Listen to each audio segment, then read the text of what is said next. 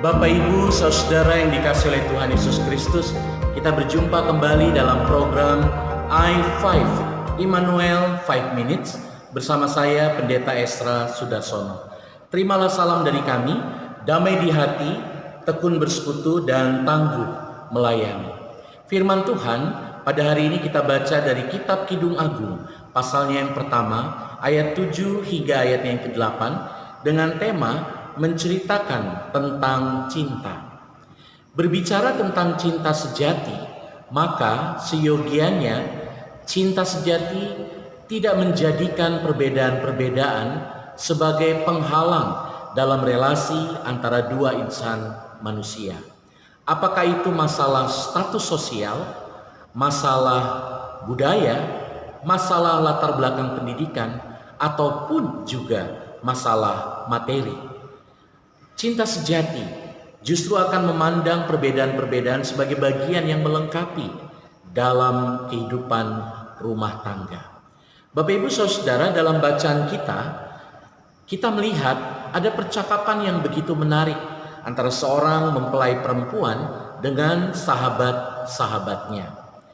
Kitab Kidung Agung memang ditulis oleh Salomo sebagai kidung cinta, puisi cinta, syair cinta.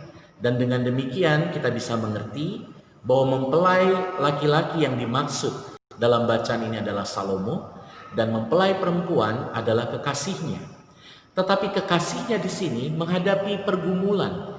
Dia memiliki pemikiran-pemikiran bagaimana dia menjalin hubungan dengan Salomo yang ternyata adalah seorang raja besar.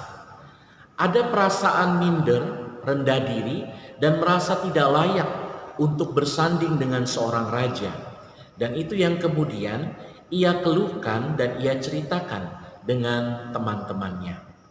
Ada juga penafsir yang mengatakan bahwa mempelai perempuan ini bukan hanya merasa tidak layak bersanding dengan kekasihnya yang adalah Raja Salomo, tetapi dia merasa mungkin jangan-jangan sebagaimana dikatakan di ayat 7 adalah lebih baik bagi dia untuk membina relasi ataupun membina cinta kasih dengan seorang gembala, kaula biasa, rakyat jelata, daripada membina relasi dengan seorang raja seperti Salomo.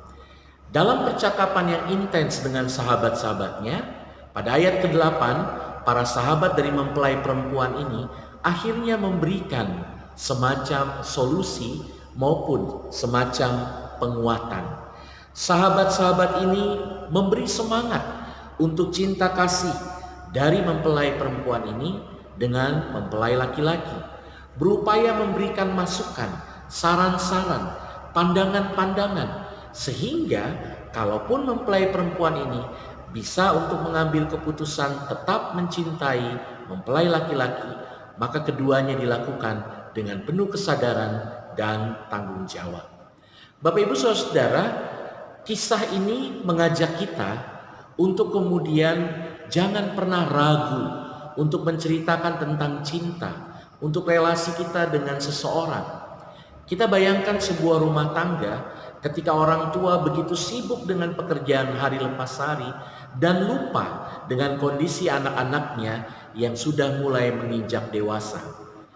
Apa yang terjadi kalau seorang anak tidak pernah bercakap-cakap, berbicara, mendiskusikan tentang teman dekatnya ataupun sahabatnya, bahkan pacarnya?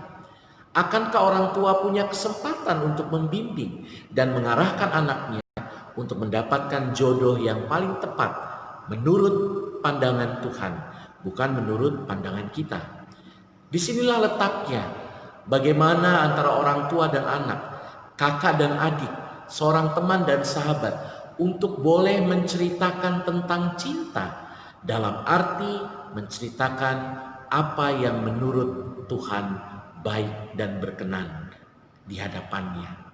Kitab Kidung Agung bukanlah, mohon maaf, kidung porno, bukan juga merupakan catatan Alkitab yang mencatat hal-hal yang vulgar, tapi dia pada akhirnya mau mengatakan sebagaimana Raja Salomo mau mempersunting seorang rakyat jelata atau perempuan biasa, disitulah kemudian kita melihat bagaimana Tuhan yang Maha Kuasa mau juga mencintai kemanusiaan umat Israel yang begitu hina dan penuh dengan dosa. Cinta adalah hakikat Tuhan, cinta adalah hakikat Allah. Cinta perlu dibicarakan, perlu didiskusikan, dan perlu dirasakan oleh setiap kita. Yang penting jangan sampai salah mencintai atau salah bercinta. Tuhan memberkati. Amin.